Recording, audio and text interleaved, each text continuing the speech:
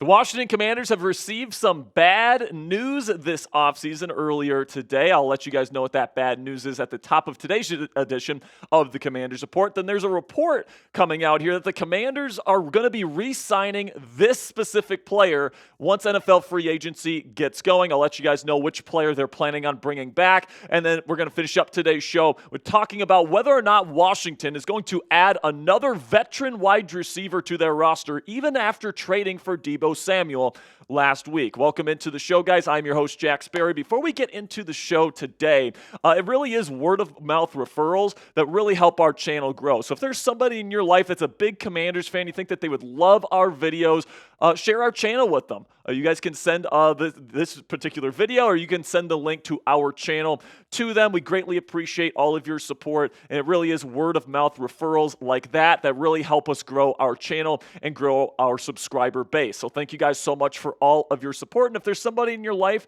that you think would love the Commanders Report, send us their way, and hopefully they'll subscribe as well. So we'll start with the bad news here, which is that the Las Vegas Raiders have come to terms with superstar edge rusher Maxx Crosby on a massive extension to make him the highest paid defensive player in the history of football. All right, so the details here are a 3-year extension, $106.5 million total over those 3 seasons, which puts his annual earnings at $35.5 million per season, which is over Nick Bosa's current rate at $34 million per year. So the reason why this is bad news for the Washington Commanders is because if the Commanders end up trading for Myles Garrett, now that number that they're going to have to pay him on a new extension to keep him in Washington for the long haul just went up, right? This is why I was in favor of trying to get Myles Garrett as soon as humanly possible, and it certainly seems like the Browns, at least at this point, are not willing to come to the table on a potential Myles Garrett trade. Hopefully they eventually come to the table on that, but I still think Garrett is worth the price tag, all right? Like if the Commanders have to pay him $36 million per season over like a 3 or 4 year extension, I think that is more than worth the price tag. You're also going to have to give up 2 first-round picks to be able to go out and get Myles Garrett at least. But I think that everything that you have to go out and get this guy for, the 2 first-round picks along with the contract, is more than worth the cost to get this guy in your defense, because he's arguably the most disruptive defensive player on the planet today. And if you compare him on defense with Jaden Daniels and what he's able to provide on offense, this Commanders team is going to be ready to win Super Bowls right now, starting in 2025. So now let's shift over to NBC's Matthew Perry, who reports that the Washington Commanders are expected to bring back tight end Zach Ertz for yet another season. Now, Ertz had a very good season, and I think that it would be very good to bring him back. But also he reports that Dyami Brown, the wide receiver that kind of came on towards the end of the season last year, especially in the postseason,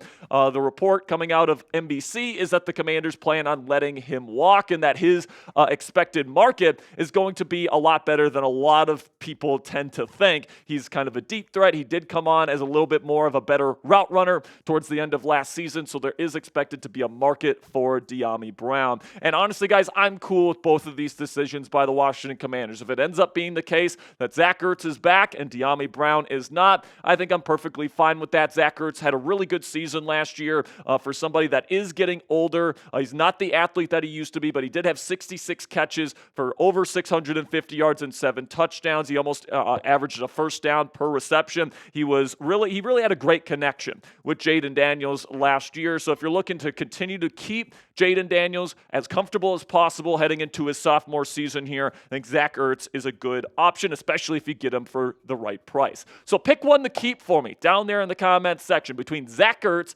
or Dyami Brown. Which one do you want to keep here in Washington? Type ZE for Zach Ertz or DB for Dyami Brown. In just a second here, I'm going to tell you about our sponsor today at Fanatics. While I'm telling you guys about Fanatics and the great deal you can get with them, go down there in the comments section, find today's pinned comment comment at the top of the comment section and let me know which of these Commanders you'd like to bring back. Now let's have a word from our sponsor here at Fanatics. And if you guys want to help out the show today and get some more Commanders gear for yourself, this is your opportunity to do so right now. Use our link, chatsports.com/Commanders shirt. It's right down there in the bar below me right now. It's also in the comments and description of today's show. If you click that link and you make a purchase, by the way, this t-shirt is on sale right now from our friends at Fanatics. You make a purchase and part of the proceeds go to us here at the Commanders Report to help us continue to make the best damn Commanders content that you're going to find anywhere on the YouTube platform. So we greatly appreciate your support. If you want to support the channel financially here, you can go chatsports.com/Commanders shirt to get this Commanders t-shirt in your closet on sale today. Now, it's a wide receiver frenzy in the National Football League today here, guys, as there are now a number of big-name wide receivers that are being made available here just before the start of NFL free agency. Just in the last 2 days alone, DK Metcalf has been made available via trade and has officially requested a trade from the Seattle Seahawks. Devontae Adams was cut by the New York Jets. Christian Kirk was released by the Jacksonville Jaguars, and Tyler Lockett was released by the Seattle Seahawks. So there's a lot of options at wide receiver in terms of the veteran options at this position heading into free agency next week. But the question is, will Washington be interested in getting any of these guys on their roster? Because they did just trade for Deebo Samuel, and they do have Terry McLaurin, and I kind of doubt, because they already have those two kind of older wide receiver veteran options in this rotation already, that they're going to pay big money on another wide receiver to bring in, at least as a veteran. I think that when you look at Terry McLaurin here, he's due for a new contract extension, and I think he's going to get one at some point during this offseason, and I think that's going to get him close to or even above $30 million per season. I think we all agree that he is certainly deserving of that, even though he is getting older. He has continued to play better and better and better throughout his NFL career. So I expect him to get that big extension and get the big money within this group. And then when it comes to Deebo Samuel's contract situation here, here's all the details you guys need to know. There's 1 year left on his deal. They're not extending him. The base salary is just over $1 million. The roster bonus is a little bit less than $1 million. The option proration, which the Commanders did pick up his option here, so that's just over $3 million. The workout bonus is $200,000, and then the cap hit total, so you combine everything together, his cap hit for 2025 against the Commanders' books is going to be $5.2 million.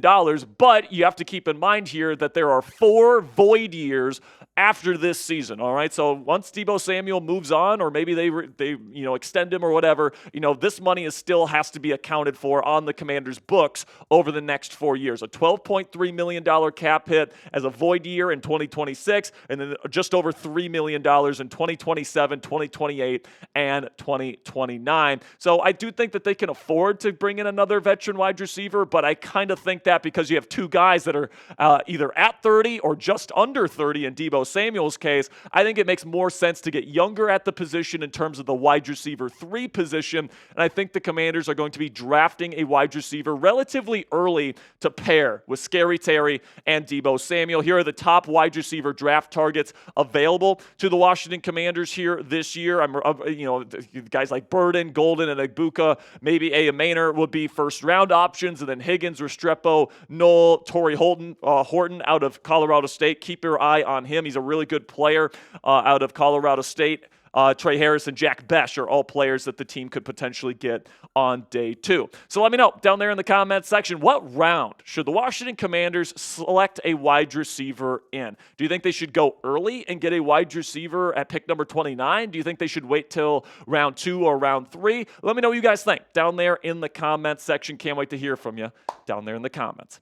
That'll be it for today's edition of Commanders News and Rumors. Make sure you guys click that subscribe button if you haven't already, because every time there's a big update here before NFL free agency, and of course during NFL free agency, we got breaking news coverage every time the Commanders make a signing. So make sure you click that subscribe button right now to never miss a moment.